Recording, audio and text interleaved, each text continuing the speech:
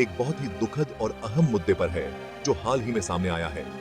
हम बात कर रहे हैं कानपुर की एक नीट एस्पिरेंट की उस भयानक घटना के बारे में जिसने अपने ही टीचर्स के हाथों अकल्पनीय यातना सही। दिसंबर 2022 में कानपुर की एक नाबालिग लड़की जो एनीट एग्जाम्स की तैयारी कर रही थी, उसे उसके बायोलॉजी टीचर साहिल सिद्दीकी ने एक पार्टी में बुलाया। एक मासूम सा न्योता जो एक बुरे सपने में बदल गया।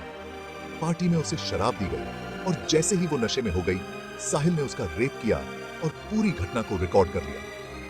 इस वीडियो को हथियार बनाकर साहिल ने उसे चुप रहने के लिए ब्लैकमेल किया, धमकी दी कि अगर उसने कुछ बोला तो वो फुटेज रिलीज कर देगा। ये जुल्म पूरे 6 महीने तक चलता रहा, उसे डर और लाचारी के चक्र में फंसाए रखा। लेकिन ये खौफ यही नहीं रुका। एक और टीचर, उसका केमिस्ट्री ट्यूटर विकास पोरवाल, ने भी इस हालात का फायदा उठाया। उसने उसे दूसरी पार्टी में आने के लिए मजबूर किया और फिर उसका भी रेप किया। दोनों टीचर्स, साहिल सिद्दीकी और विकास पोरवाल, ने अपने भरोसे और अधिकार का इस्तेमाल इस युवा लड़की को गहरा आघात पहुंचाने के लिए किया। जरा सोचिए, उस लड़की ने कितना डर और अकेलापन महसूस किया होगा। उन्हीं लोगों द्वारा ब्लैकमेल और दुर्व्यवहार का शिकार होना जो उसे मार्गदर्शन और शिक्षा देने वाले थे।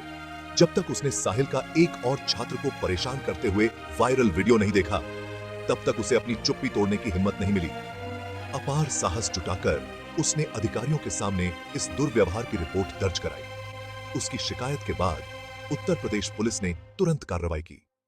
साहिल सिद्दीकी और विकास पोरवाल दोनों को गिरफ्तार कर लिया गया है और उन पर रेप, गलत तरीके से कैद रखने और protection of children from sexual offences (POCSO) act सहित विभिन्न धाराओं के तहत आरोप लगाए गए हैं। इस केस ने सिर्फ कानपुर में ही नहीं बल्कि पूरे देश में आक्रोश पैदा कर दिया है। इसने शैक्षणिक संस्थानों के भीतर छात्र सुरक्षा में चिंताजनक खामियों और छात्रों की सुरक्षा के लिए कड़े उपायों की तत्काल आवश्यकता पर प्रकाश डाला है।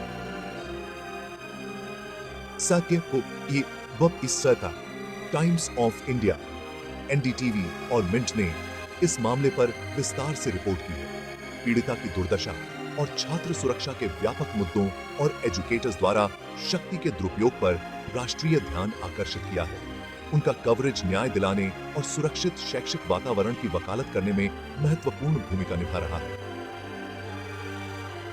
आगे आने में इस युवा लड़की की बहादुरी की जितनी भी तारीफ की जाए वो कम है। बोलने का उसका फैसला न केवल खुद के लिए न्याय चाहता है बल्कि इस बात पर भी रोशनी डालता है कि शैक्षणिक संस्थान छात्र सुरक्षा को कैसे संभालते हैं, उसमें सुधारों की कितनी गंभीर आवश्यकता है। एक समुदाय के रूप में हमारा साथ देना और इस यात्रा में उसका समर्थन करना बहुत जरूरी है।